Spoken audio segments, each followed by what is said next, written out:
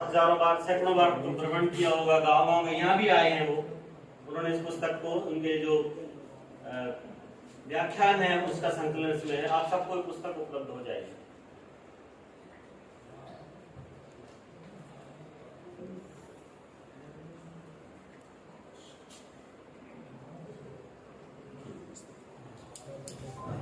तो ये हमारे नरसिंहपुर के लिए बड़े गौरव की बात है कि हमारे नरसिंहपुर जिले ने इतना बड़ा अंतर्राष्ट्रीय स्तर का चिकित्सक दिया है।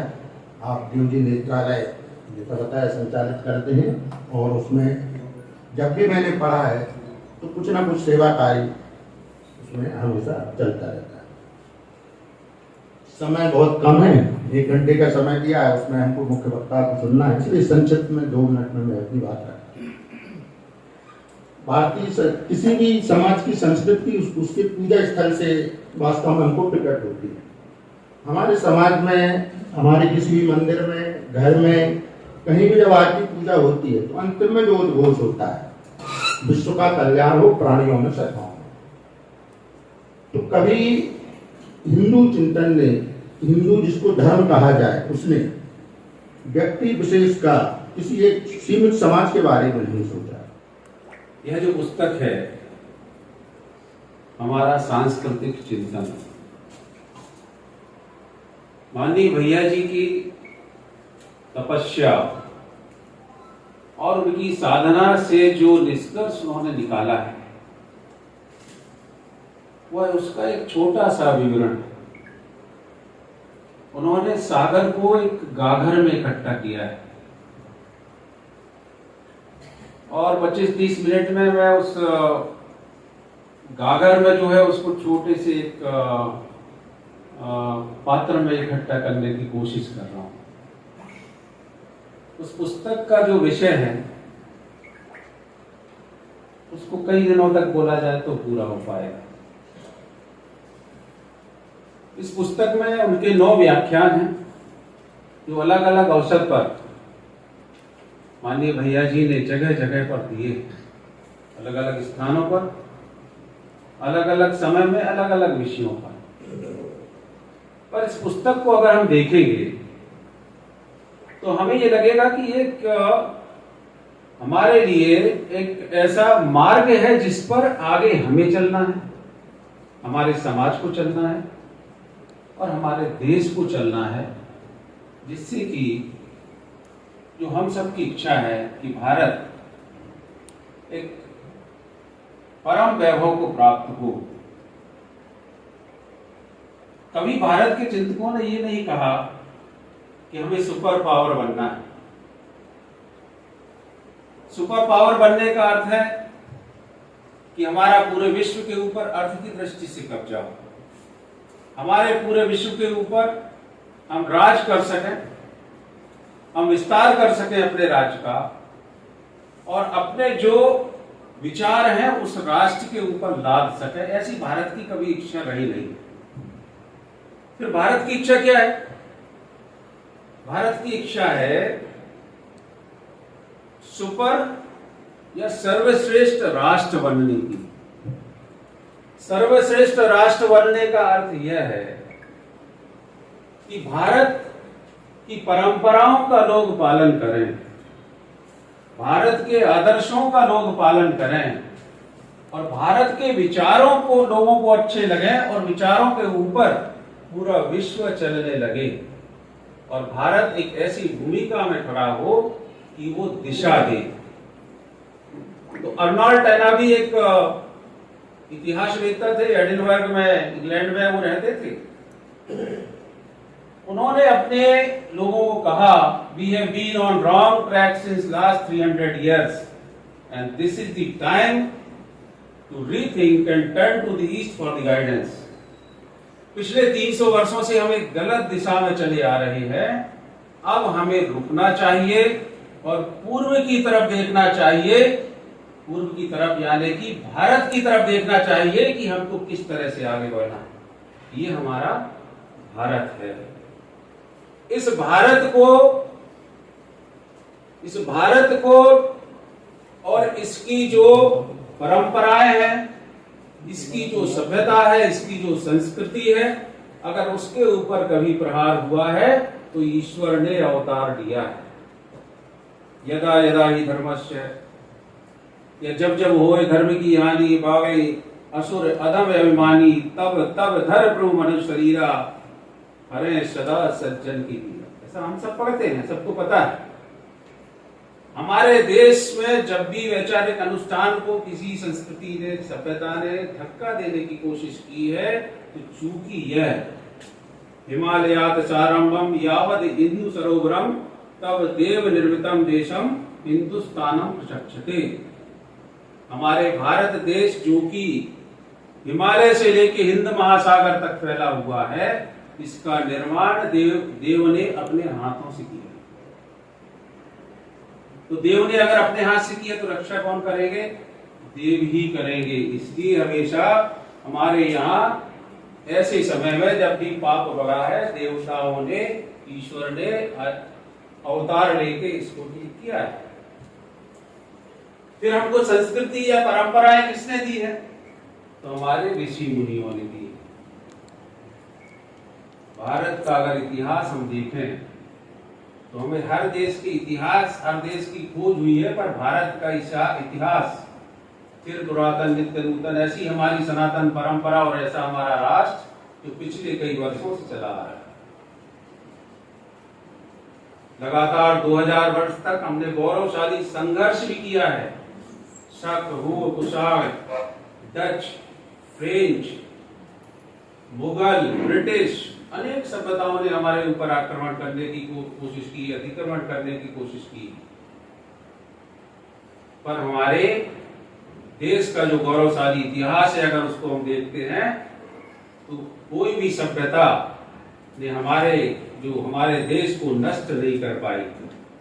ऐसे अनेक देश है, ग्रीक है, रोम है और मिस्र है, ऐसे देश हैं जो कि हमारे देखते देखते समाप्त हुए। पर हमारे भारत में क्या वजह है कि भारत को कोई नष्ट नहीं कर पाया? क्योंकि हमारे भारत में हर एक के अंदर एक अविनाशी तत्व है, एक अविनाशी तत्व जो सबको चलाता है। उस अविनाशी तत्व की वजह से सभ्यताओं के आक्रमण के बावजूद हमारी संस्कृति को कोई नष्ट नहीं कर पाया। और जैसा हम सब जानते हैं कि सभ्यता जो है वो संस्कृति की वाहक होती है। सभ्यता एक बाहरी आवरण होता है, पर हमारा जो अंतर है वो हमारी संस्कृति है। और हमारी जो संस्कृति है वो अजर अमर है। और जिस देश की संस्कृति अजर अमर रहेगी उसको कोई नुकसान नहीं कर सकता, उसको कोई नष्ट नहीं कर सकता। इसी तरह से राम मनोहर लोहिया जी ने कहा कि अगर हम किसी बड़े मंदिर में खड़े होते हैं तो हमको पूरा भारत दिखता है, क्योंकि अगर हम पूरब हो, पश्चिम हो, उत्तर हो, दक्षिण हो, जब हम किसी पीठ के दर्शन करने जाते हैं, मठ के दर्शन करने जाते हैं या बावन शक्तिपीठ के दर्शन करने जाते हैं, तो हम देखते हैं कि हमारा भारत वहां पूरा दिखता है। अगर पूर्व में हम जगन्नाथपुरी जाएंगे तो हमको श्रृंगेरी पीठ के जो लोग हैं, जो दक्षिण के लोग हैं, वो भी वहां पर अर्चना करते, पूजा करते हुए दिखेंगे। अगर हम श्रृंगेरी की तरफ जाएंगे तो हमको पूर्व के लोग दिखेंगे।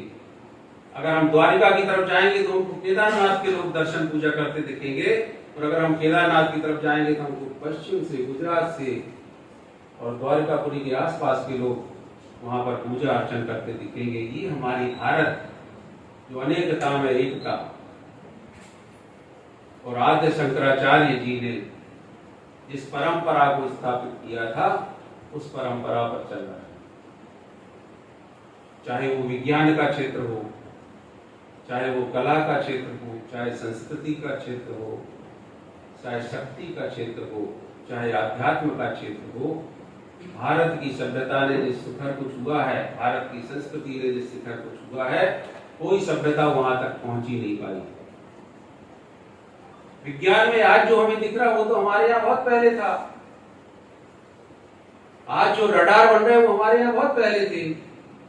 जीव जंतु जे गगनवाई जल विलोक दिन की परछाई, वो रडार लगा हुआ था, आसमान में उड़ता तक खींच लेता था रडार। सोई चल हनुमान के कीना दास कपट कपट जीना, क्योंकि हनुमान जी तो और बड़े वैज्ञानिक थे। लोग बोलते थे वो तपस्या करने गए हैं, इतने वर्षों से तपस्या कर रहे हैं। तो तपस्या कर रहे हैं, साधना कर रहे हैं, यानी कि रिसर्च कर रहे हैं। विज्ञान में ऐसे ऐसे हमारे यहाँ ऋषि थे जो मंत्र दृष्टा थे, उनको मंत्र दिखते थे।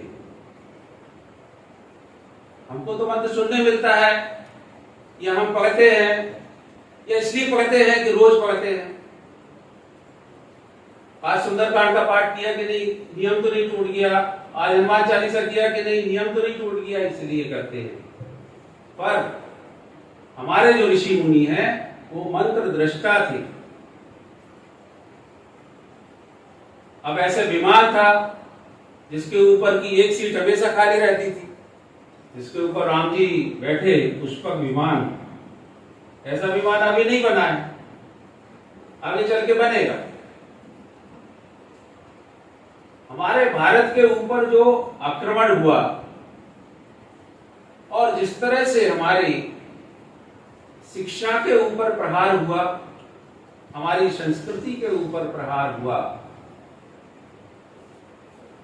उस वजह से, और जिस तरह से हमारे पुराने वेद पुराणों को एक तरफ रख दिया गया और हमको जिस पद्धति से हमारा शिक्षा का और सब हुआ, इस वजह से हम विज्ञान के क्षेत्र में भी काफी पिछड़े थे। आज वही वेद के माध्यम से वहां पश्चिम में लोग पढ़ के जब हमको देते थे, हम बोलते अरे वाह, अच्छा ये अनुसंधान फ्रांस में हुआ है, ये अनुसंधान जर्मनी में हुआ है, यूएस यहां तक पहुंच गया, पर हम वहां बहुत पहले पहुंच चुके हैं। ऐसा हमारा विज्ञान का क्षेत्र, ऐसा हमारा आध्यात्म का क्षेत्र। इस पुस्तक में एक भारत का चिंतन और पश्चिम का चिंतन, इसके बारे में स्पष्ट रूप से व्याख्या की गई है। पश्चिम का चिंतन जहां एक तरफ भौतिकवादी, जहां प्रकृति का शोषण होता है, प्रकृति के से जो मिल सकता है उसको लेने की चेष्टा होती है, भौतिक इच्छाओं के ऊपर शस्त्रों की होड़ में एक दूसरे के ऊपर कब्जा करने की जहां वो चलती है, वहां हमारा भारत का चिंतन कैसा है? सर्वजन सुखाय सर्वजन हिताय, पूरे विश्व के कल्याण की कामना करने वाला एक चिंतन अगर है तो वो भारत का चिंतन है। पूरा विश्व जब भी देखता है दिशा के लिए तो भारत की तरफ ही देखता है, पर हमारा चिंतन, जैसा मैंने बताया आपको, कि हमारे अंदर का एकात्मा का चिंतन, जो हमारे अंदर है वो आपके अंदर है, जो आपके अंदर है वही वो दूसरे देश के किसी नागरिक के अंदर भी है। ऐसा हमारा चिंतन है। यह चिंतन नर से नारायण की यात्रा है। भारत का चिंतन श्रेष्ठ कार्य करके, श्रेष्ठ साधना करके, और पीएससी से एक चेयरमैन जो है नर्मदा किनारे या नर्मदा परिक्रमा की, यह चिंतन कहीं पश्चिम जगत में हमें देखने मिलता है? बिल्कुल नहीं मिलता है। यह सिर्फ कोई भारत का ही व्यक्ति कर सकता है। सामाजिक समरसता के विषय में इस पुस्तक में भैया जी ने अपने व्याख्यान में बहुत स्पष्ट रूप से उसकी व्याख्या की। यद्यपि उन्होंने लिखा है कि यद्यपि जाति कोई भूलता नहीं है, हम उसको विस्मरण कराने की कोशिश करते हैं, पर जिसका धर्मांतरण 200-300 साल पहले भी हो चुका है उसको भी अपनी जाति अभी तक याद है। जबकि जिस पद संप्रदाय में वो रहता है वहां जाति नहीं है, पर फिर भी उसको अपने जो हिंदू था तब क्या जाति थी आज भी उसको याद है। तो एक शिक्षक थे, उन्होंने एक लाइन खींची और विद्यार्थियों से बोला कि भाई ऐसा करो कि इसको बिना मिटाए छोटी करो। बोले कि ऐसा पागल शिक्षक है, कहां से इनकी क्लासरूम में आ गए, मिटाओ नहीं और छोटी कर दो, कैसे होगा। एक विद्यार्थी उठा और उसने चाक से उससे लंबी लाइन खींच दी। यह हमारी संस्कृति, इस तरह से हमको ऊपर जाना है। हम जानते हैं कि हमारे समाज का, हमारे राष्ट्र का इससे बहुत नुकसान है। परम पूजनीय आदि सरसंघचालक जी जब जेल में थे और अनेक उन्होंने संगठनों का अध्ययन किया, साहित्य का अध्ययन किया, और उनके मन में सिर्फ एक ही सवाल उठता था कि यार अंग्रेज चले भी जाएंगे, ये देश अगर स्वतंत्र हो भी गया तो क्या भरोसा कि आगे परतंत्र नहीं होगा। पर ऐसा हो क्यों रहा है। हमारे देश के ऊपर अनेक सभ्यताएं जब भी आती है, आक्रमण करती है। मुगलों के पहले जितनी भी सभ्यताओं ने हमारे ऊपर आक्रमण किया वो सब राजनीतिक आक्रमण। यहाँ आते थे, भारत सोने की चिड़िया है, भारत से धन संपदा, हीरे जवाहरात यहाँ से लेके चले जाते थे, और जो रह जाते थे वो विलुप्त हो जाते थे हमारे समाज में। मुगल काल में जो हुआ वो एक धार्मिक आक्रमण था, जिसमें मंदिर तोड़े गए, गौ हत्या की गई, हिंदुओं के ऊपर कई तरह के लगान लगाए गए, मां बहनों को का अपहरण किया गया।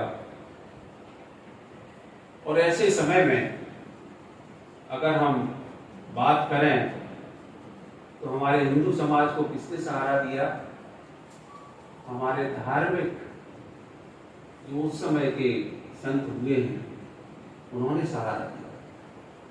किसी भी देश को आप देखिए, अगर व्यवस्था बिगड़ती है तो व्यवस्था बिगड़ने की वजह से दूसरी सभ्यता या दूसरा देश उसके ऊपर आक्रमण करके अतिक्रमण करता है।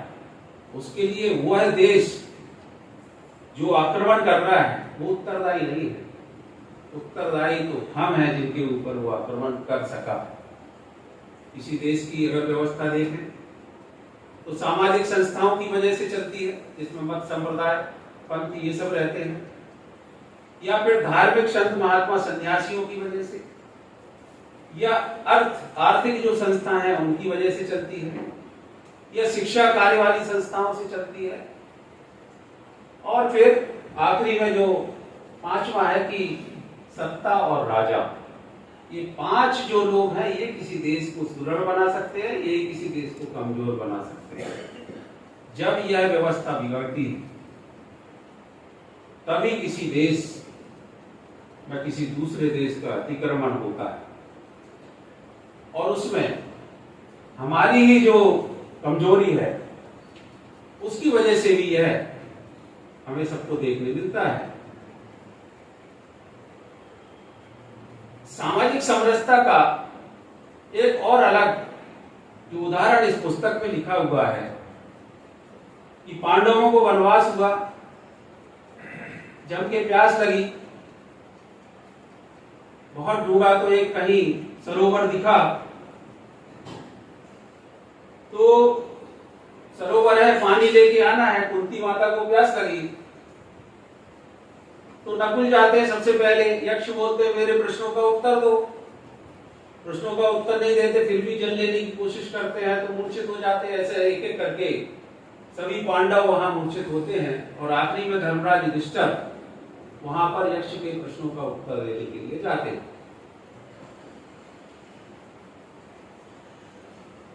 यक्ष तरह तरह के प्रश्न पूछते हैं। धर्मराज का धर्मराज दिशा कौन सी होना चाहिए? उन्होंने बोला संतोदिक, संतों की बनाई हुई जो दिशा है वही होनी चाहिए। एक एक करके जब सभी प्रश्नों का उत्तर देते हैं बोले वो ठीक है, पर एक बार में सबको जीवित नहीं कर सकता, इनमें से किसको जीवित करना ये बताओ। तो धर्मराज ने बोला कि नकुल को जीवित करना। बोले धर्मराज, तुमको पता है कि आगे चल के तुम्हारा कौरवों से युद्ध होना है, कौरवों से युद्ध के लिए तुमको अर्जुन की आवश्यकता पड़ेगी, पर ऐसी क्या वजह है कि तुम बोल रहे हो कि नकुल जीवित करना है, नकुल को जीवित करना है। बोले महाराज, इसकी वजह यह है कि नकुल हम सब में कमजोर,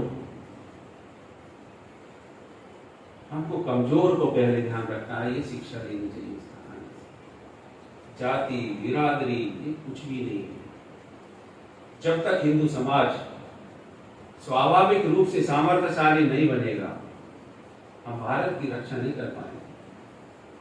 बोले एक तो वे नकुल जो है वो हम सब में कमजोर है, दूसरा नकुल माद्री जो हमारी माँ है उनका पुत्र है, अगर जीवित ही रहना है तो कम से कम एक कुंती का पुत्र है, एक माद्री का पुत्र है। इस तरह के कई प्रसंग हमको देखने मिलते हैं। इजराइल का एक सैनिक था, पूरे टाइम तैयार रहता था, तो उसको एक पत्रकार ने पूछा, तुम्हारे आगे भी अरब है, पीछे भी अरब है, दाएं भी अरब है, बाएं भी अरब है, तुम कैसे बचोगे? बोले जिस तरफ भी चलाऊंगा मरेगा दुश्मन ही, जब भी गोली मारूंगा तो दुश्मन ही मरेगा। ऐसा भाव हमारे राष्ट्र के अंदर भी होना चाहिए। तो इस पुस्तक में लिखा है कि हम देश बना नहीं रहे हैं, जैसा बोल दिया था किसी समय जवाहरलाल नेहरू ने, we are in process of making nation.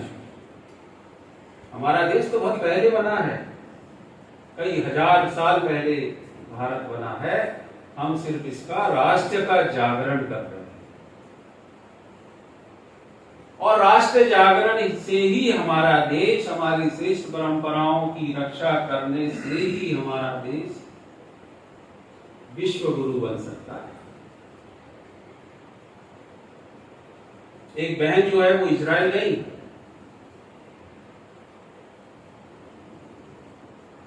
और इजराइल में वो जिनकी यहां पर रुकी, उनको ये, आप सबको मालूम है इजराइल की कहानी की, अगले वर्ष यरूशलेम में मिलेंगे, ऐसा सबने सुना ही होगा। कई वर्षों तक एक दूसरे को पत्र लिखते थे, अगले वर्ष यरूशलेम में मिलेंगे, ऐसा डिटर्मिनेशन था इजराइलियों का। और तब जाके वो यरूशलेम पहुंच भी गए, रहने भी लगे। जब ये बहन उनके घर में रह रही थी तो ये इंग्लिश में पूछती थी और वो हिब्रू जो वहां की लैंग्वेज है उसमें जवाब देती थी। उसने पूछा कि आप इंग्लिश में जवाब क्यों नहीं दे रही? तो बोले कि मुझे आपसे बात, अगर आपको मुझको समझना है, हमारे समाज को समझना है, तो आपको हिब्रू सीखनी होगी। ये डिटर्मिनेशन है। हमारे भारत देश में क्या हुआ? स्वतंत्र हुआ, खंडित होकर स्वतंत्र हुआ। स्वतंत्रता के बाद जो परिवर्तन होने चाहिए वो अभी नहीं हुए। अंग्रेजी शासन की जो कार्य पद्धति थी वो बाद तक भी चलती रही। कब्बूस, सुल्तान कब्बूस एक ओमान के विद्यार्थी था, भारत में रहता था। शंकर दयाल शर्मा जी उसके शिक्षक थे। तो बाद में वो ओमान चला गया। कालांतर में शंकर दयाल शर्मा जी भारत के राष्ट्रपति बने। भारत के राष्ट्रपति बनने के बाद जब शंकर दयाल शर्मा ओमान जाते हैं, उस समय कब्बूस जो है वो वहां की सुल्तान बन चुकी थी। तो कब्बूस उनको हवाई जहाज के अंदर लेने जाते हैं, उसके बाद अपनी गाड़ी में बिठा